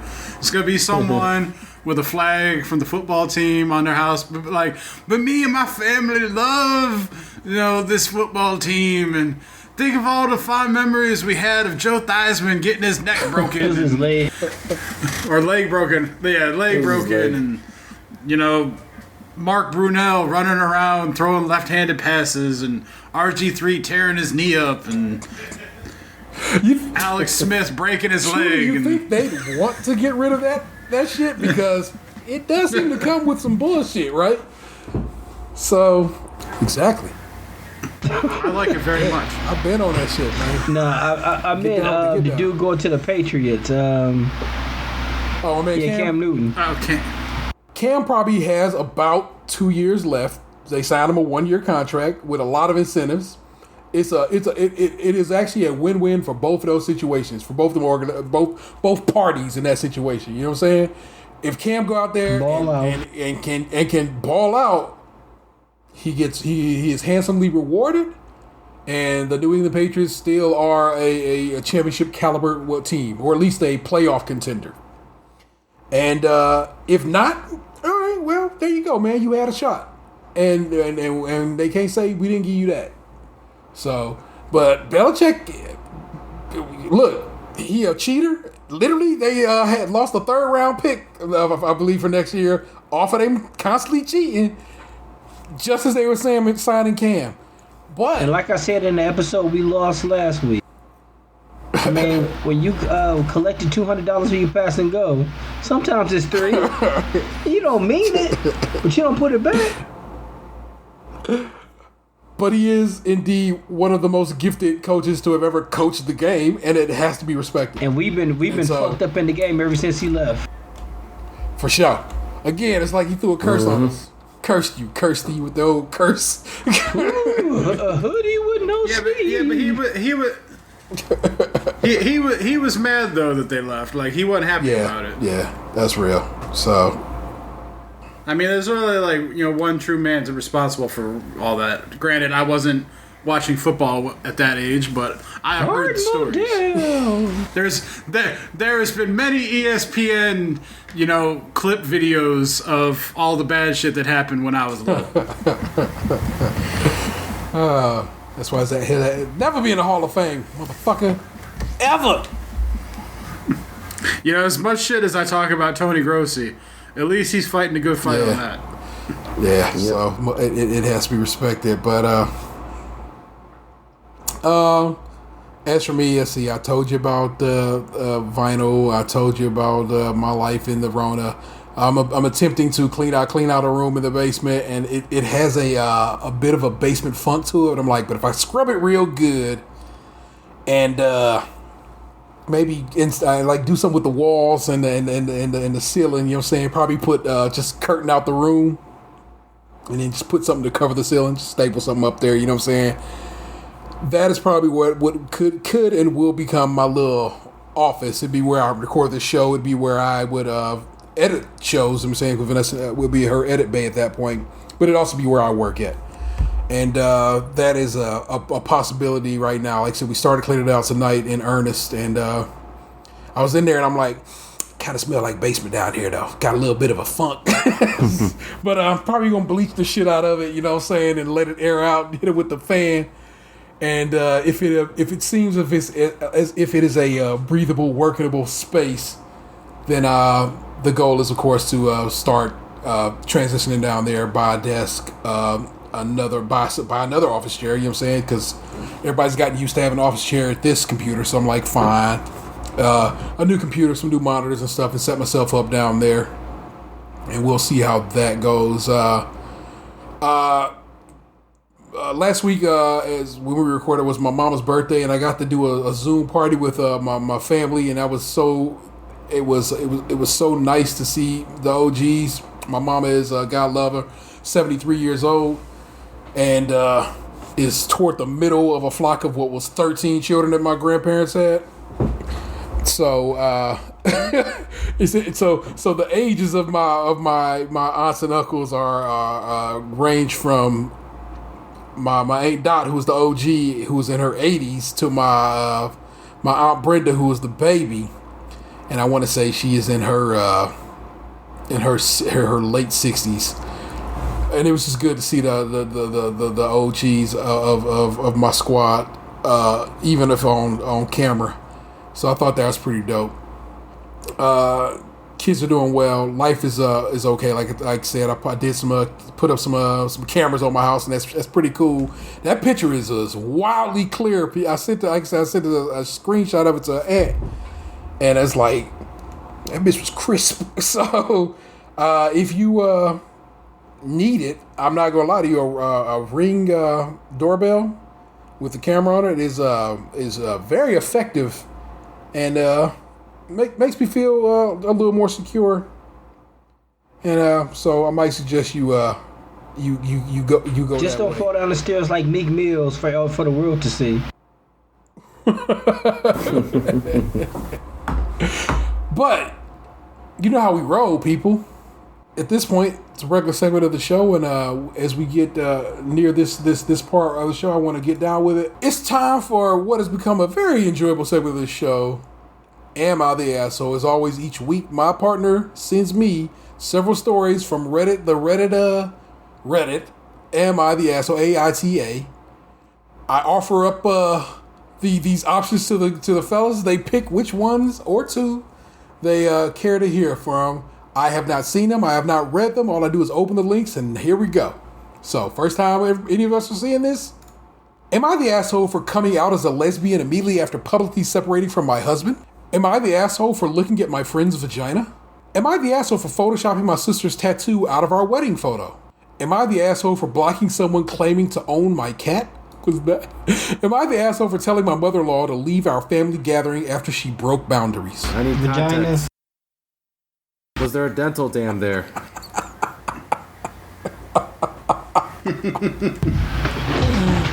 Or a female condom? Am I the asshole for looking at my friend's vagina? Throwaway, as my friends know, I use Reddit, meaning this person made this account because as a throwaway account, a burner, to share the story. I'm a lesbian, and I've been out since I was a teenager. I'm now 26. This has mostly been fine except for one friend, we'll call her Julia. She always makes snide comments about not wanting to be near her when we discuss girl stuff. I usually ignore it. Anyway, because lockdown has eased where I am, there we go, I read that with a wrong slant. Me and a few others decided to go to my friend Sasha's pool for a party. Jesus goddamn Christ, 26-year-olds, you're old enough to know better. We're all getting changed in Sasha's bedroom when I notice a big black furry thing out of the corner of my eye, quite literally assuming it was a cat. I turned to look. Nope, it's Julia's pubes sticking out of her bikini bottom. I go over to her and subtly communicate that her literal vaginas hang out of her bikini. I whisper, "Your pubes are out," and she spins around and calls me a pervert. Not knowing how to react, I just stand there in shock as she berates me for looking at her vagina. I decided that you shouldn't argue with stupid, so laughed and went out to enjoy the party. A few minutes later, Sasha comes out to ask me what happened. I explain the situation with Julia, to which she rolls her eyes and tells me not to worry. The rest of the night was awesome. However, I'm getting texts from my friends telling me not to try to turn people into lesbians and that I'm a pervert. So Reddit, am I the asshole for telling Julia that her vag was hanging out? Edit. No. And you have Thank you so much to everyone who commented. I'd like to clarify, it was a lip that was hanging out. Never thought I'd have to type this, LOL. Her ass had sort of absorbed her bikini, not something you see every day. I've been messaging my friends back and forth, who have apologized. Apparently, Julia had told them something completely different, namely that I was staring at her area, as she called it, for a good few minutes before pointing it out. As I said, you can't really argue with stupid. Anyway, I blocked Julia on all platforms and have talked to our mutual friends. Turns out not many people like her. I don't have Facebook, so I hadn't seen that she'd been posting some pretty racist stuff. Slightly confused about why she was ever even invited, to be honest. We've agreed to cut her out, hopefully never to see her again. Okay, good. That answers my question. Like, I don't think you should be... Well, my question was like, why are you friends with this person? As it turns out, they're not anymore. Yeah, like, I mean, I've told my buddies that their fly's open all the time. Yeah, it's not like I'm trying to look at their dick. It's just, you can't help but see it sometimes. It's reasonable to say such a thing. And what a person who is like, she's looking at my junk like this. Trying to turn me into a lesbian. Yeah, it's clearly a homophobe. And fuck her. No, you are not the asshole, lady. No. Also, I wouldn't have added looking at my friend's vagina because that's not what happened. I realize that's just the title, but that's not what happened at all. You peeped it from your purview. Sure, Peripherals was working. Like I said, we have time for another if you are so inclined. So, always. Am I the asshole for coming out as a lesbian immediately after publicly separating from my husband? Am I the asshole for photoshopping my sister's tattoo out of our wedding photos? Am I the asshole for blocking someone claiming to own my cat? Yeah, let's go with that one, because the other one wasn't that great. And just so I can read it, am I the asshole for telling my mother-in-law to leave our family gathering after she broke? It's a mother-in-law one every week. Yeah, we already did 2 mother-in-law ones. Yeah, like the lesbian one. Like, am I an asshole for coming out after me and my husband? Like, that'd be a reason why you would split up. Like, why would you think you're an asshole? You gotta have a coming out grace period? No, you're good. Yeah. Let's write that down. Hold on, sir. You got 2 tonight, sir. Like, if anything, that just explains to people what happened. Yeah. Young and dumb and full of Rona and or coming out grace period are the 2 possible titles of this episode. I'm on fire. Am I the asshole for blocking someone claiming to own my cat? So back in April, I adopted a cat from the local shelter. He was 10 months old and had been at the shelter for 6 to 8 weeks and had been found in the streets. No tags, no chips, and nobody called looking for or claiming him. So he's been with me since early April. I spoiled him with toys and treats, his own blanket so he stopped stealing mine, more toys, cat beds, so on and so forth. I got him fixed, microchipped, got his checkups done, and all in all made sure he's a healthy and happy boy. Then the other day I got a call from someone. They managed to track me down via a friend in social media. They told me I had their cat and they wanted it back. They described his looks, but he's distinctive, and I've posted lots of photos of him, so this didn't mean much to me. I told them as much and explained that he had been found outside, needed emergency vet treatment, and then was in a shelter for 8 weeks. If it was really their cat, they had their chance to get him back. They missed it, and now he has a new home. They had an excuse for everything. They aren't from the area, so they didn't know know he has a new home. No. That the shelter was called what the shelter was called. The city's name. It's the city name shelter. So I'm super skeptical. They didn't realize he was gone for a few days. They forgot to register him. He missed his microchip appointment, so on and so forth. I flat out told them they were out of luck and repeated that they had their chance to get him back and they missed it. I did pick him up the first day he was available for adoption, but they had about 8 weeks to call for looking for him, making posters or anything to try to get him back. Even all the lost and found pet groups in the air. They heard nothing about a lost cat fitting the description at the time. Only now that he's safe and healthy and happy do they want him. Only now are they claiming that he had been lost, and that's not fair. He was 8 months old when he was found, and he was hypothermic. He deserved better. I'm going to read you the sentence as written, but wowzers. I've since done blocked the persons contacting me. Does that seem right? Since done. Right enough. Yeah. Fair enough. I get what they're trying to say. Must be And Southern. had made several posts on social media explaining that he was never looked for and was left outside as a kitten. Some people are calling me an asshole and saying I should have given the owners more of a chance to explain and or provide evidence and return him if it's theirs. Others agree with my actions. I'm curious. Am I the asshole for keeping my adopted cat?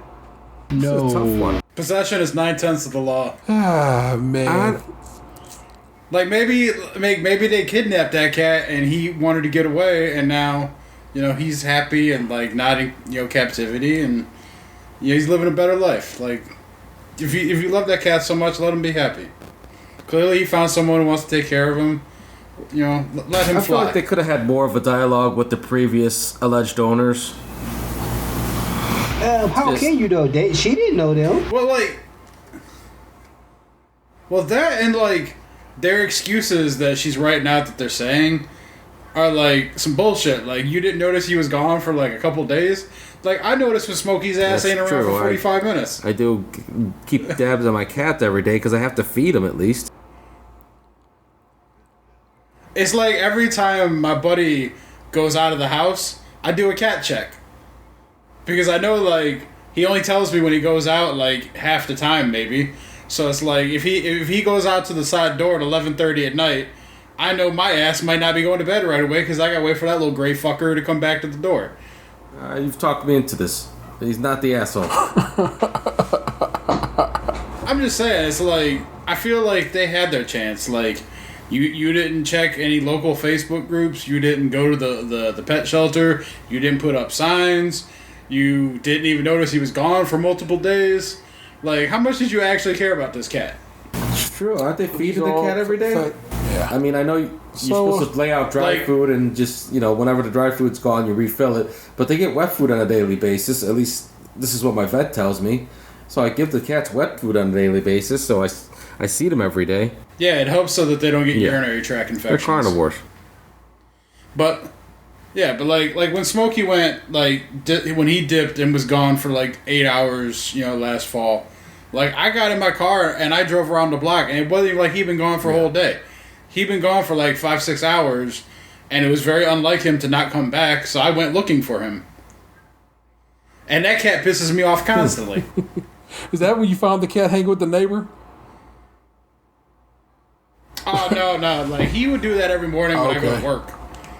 Like, because, like, my buddy would leave for work before I would, so he would run outside, but then, like, he wouldn't have concept of time, obviously, because he's an animal, so he would just want to go kick it, like, 2 houses down with the neighbor lady who gardens all the time, because she has a cat that, like, sits in the window, so he would just go down there and hang out with her, but then it was, like, it'd be time for me to leave for work, and I couldn't wait around for him to bring his happy ass back over here. So there were some mornings where, like, I just drove by with my cat 2 houses down hanging out with the neighbor, and I'm like, all right, I'll see you when I get home from work tonight.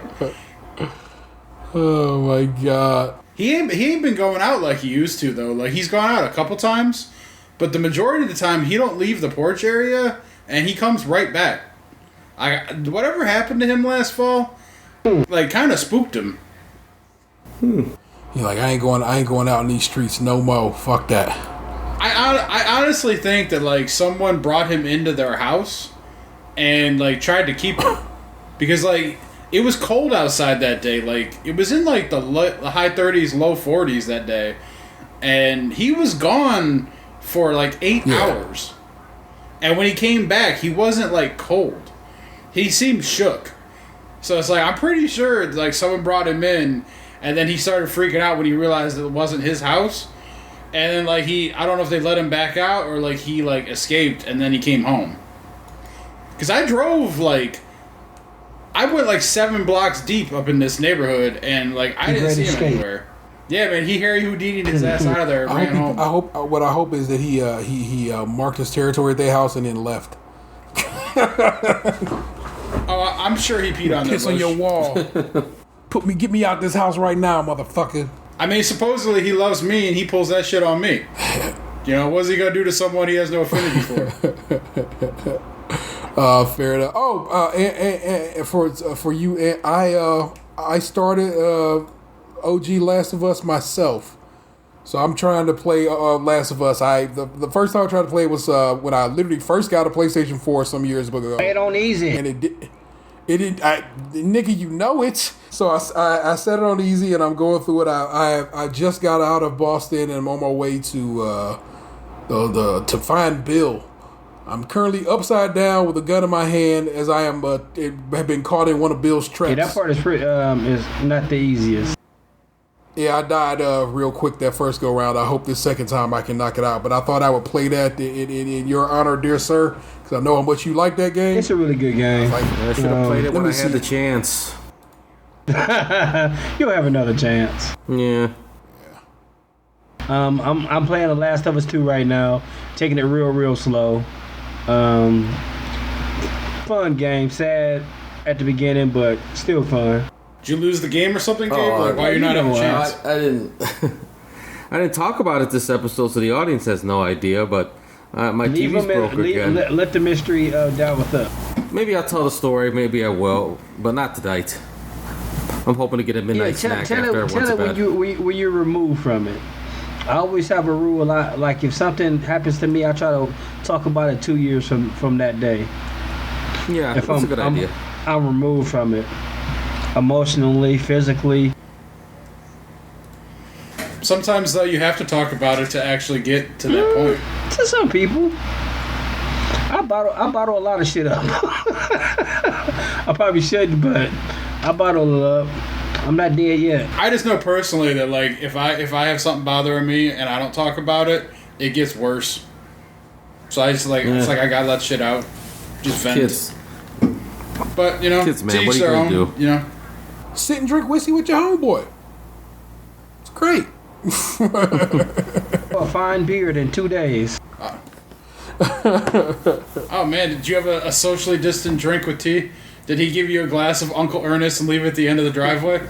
Uncle Nearest, respect it. Oh, Nearest, sorry, my bad. I don't think we're that close to each other. Nah, we do know how to socially distance one another, so it's cool. But yeah, man. But I got to use the good Building Boxes bar of what the fuck the glass is called? You know the ones we drink. Snifter? We drink out of it. No, they're Highball? Rocks glasses? No. Glencairns? Glencairns, thank you. Yes. And I got to explain to Gabriel how whiskey works. I'm not a whiskey drinker. From what you know what I'm saying? He's not, but I got to explain to him how that first go round is just all ethanol and fire and Oh yeah, it burns like a son of a bitch. But like once you learn how to drink it properly and like get the ethanol out quick, it becomes a lot more enjoyable. So let's. I'm gonna say to finish the drink we had was three sips, I guess, if you want to look at it. First one, just all fire. Mm-hmm. Next one, you start picking up on things. That last one, I was like, oh, I can taste this, and that is kind of cool. And so I like that old girl taught us a lot about drinking just on our one little move to a distillery. You know what I'm saying? She really put a lot of good information in my head as to how to. That's another thing I'm looking forward to being able to do again is like doing like a little whiskey run and like seeing some shit. I was talking to Gabe about it yesterday how it'd be so dope for us to just this team to make a Louisville run or just a general Kentucky run and go hit a distillery or two up because that's just such, it was such a good and nice experience that I want to share it with them. You know what I'm saying, with them. You're still supposed to go to IKEA and get pizza. Like, Oh, bro, we got dreams, man, but until they got vaccines, I can't fuck. Is IKEA open? Yes. Yeah, you can go to IKEA. like if we did a Louisville one again, I'd probably request the next time like we get a hotel room because like I can do the drive in one day, but it's rough. We keep learning that. You saying we did that when we did DC too. You know what I'm saying? We should probably just sit our ass still and prepare for that. You know what I'm saying? I mean, it makes it harder to enjoy it because you feel rushed, and then it's like me doing the drive there all the way in the morning and then all the way back. Man, it's like that's 12 hours of driving just getting to and for. You know, and it's like that doesn't include like going around the city and it like when you're in an area you don't know and you gotta like constantly figure out where you're going, look at the map, try not to kill everybody. It's a lot mentally, man. Yeah. You get tired. And then that's how you end up in Indiana in a blue bathroom that smells of horse shit. You know, just awful. That was an experience, though. No. Like, and it's a story. That going to that liquor store was the first time in my life I felt like I might die in an establishment. I really, truly didn't feel safe in there. It was real bad. It was real bad, and that was pre-Rona. But I still felt like I could have got the Rona in that situation, without even knowing it, you know? Yeah, like, that was probably the second time in my life where I felt like I needed to get away from the place I was at. The first time was Detroit. It's like, I don't know. Like, I don't know. I've never been into, I guess, any part of Detroit that made me feel unsafe, but also you know what I'm saying? I don't know where Balls Rock and Chris stay. Maybe they stay in a nice part. You know what I'm saying? Well, so it was the area by where you go over to Windsor. Oh, but yeah, I felt like we got lost. Like we missed a turn somewhere, and we ended up in like a really depleted, abandoned type neighborhood. And it was like the first time in my life where I genuinely felt unsafe. Well, in that instance, I was on the highway and I stayed on the highway, so I didn't get any, you know, neighborhood when I went to Windsor. I just cut on, you know, I was on the highway and you cut across and there you go. Canada. It felt kind of like an 8 Mile where they just like burned down an abandoned house because you know. Well, at 8 Mile they did it because the little girl got something happened to her in another house. I know, but what I meant was like that wasn't an official capacity. That was just like the neighborhood was like, this one's got to go. Well, you know, lose yourself. Executive decision. Oh my goodness! Literally, people, that's it. That's all we got. We've showed for you. That is it, and I have no more to give. Me neither. But You sons of bitches. I don't think he is that. I'm spent. Hold on. Because we lost that show. We gotta give. We gotta make sure we show love to a man whose name just refuses to stick in my brain, and I have to be better about that. Seth Macy. That's the OG. Oh, okay, yeah. Well, you know what? Indeed, let us show some love to my man Seth Macy, who last week on IGN's live show rocked the brand on his chest, the Stage Scratching Milk shirt that you can go buy right now at T Public, and it was super dope. But also a shout out to my man William Jackson Kent, who always just has a good word for us on Twitter after he listens to a show, and on the show that you didn't get to hear because we didn't post it because it just didn't work out. I said to you, sir, that if you shoot me your address and T-shirt size, I'd like to get you one of these Stage Crunchy and Milk shirts for yourself. And so, holla at your boy. I got you. And you just hit me on the DMs on the show feed. It's all to the good, and I will take care of you. Toot sweet. Housekeeping as always. Please rate, review, and subscribe and share wherever possible. Please subscribe to our YouTube and Twitch channels And please follow us on Twitter, Skimpod, SKIMPOD. If you want to support the show financially and have a few bucks to toss our way, you can join our Patreon. Where members at the $5 and above tier get extra content each month and early access to new shows. We also have merch available over at tpublic.com/user/stays Krunchy and Milk, all one word. Again, I just discussed that very shirt that my man Seth Mason rocked live on IGN. It's a big deal because IGN is the largest gaming site in the world, and on that day they were discussing what will be the largest game, probably one of the largest games of 2020, Cyberpunk 2077, which had at that point just been given to certain influencers and game media types. So it was really fresh and hot discussion. So that shirt, our shirt, our logo, our merch was definitely seen pretty far and wide across the globe, and I think that is dope. And shouts out to my homeboy Sepp for even thinking of us. He had gave me a call or a text me beforehand and say, I'm about to rock this shirt on this live show. And I'm like, fuck yeah, man. Thank you so very much. So word out to my man Sepp. Also, feel free to give us a call. It's 216-302-8763. That's 216-3028-POD. We would love to hear from you. Mm-hmm. Always. That is my homeboy, Tatum216. Indubitably. I love him so much. It's my boy Lunchbox2099. I miss him. I hug Box when I see Box. Box is not a big man on hugs, but he allows me to hug him, and I enjoy it because that's my man's. I withhold my shock every single time. That's my man Gabe, the illest, the real ODP. Oh, get me a. Go ahead. Send him some love. Send him some hugs. Send him some kisses. Send him some support, so that he can just sit and do his job at home and let his wife parent. He needs it, and he'll get there. Or you could get because damn it. Oh, go ahead. Or I was gonna say because damn it, he has to. But go on. What were you gonna say? I want to say you can also, if you're feeling so comfortable, open up your homes to me for when I get kicked out of mine. I'm telling.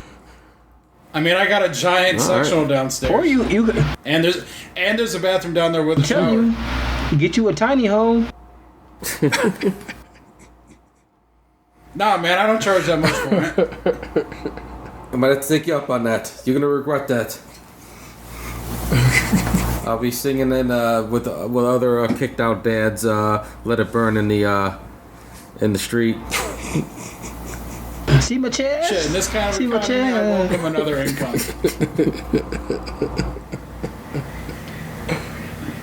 Well, I am the internet's Tayrell 713. You have just been Podcast 2. I am certain you loved it. Peace.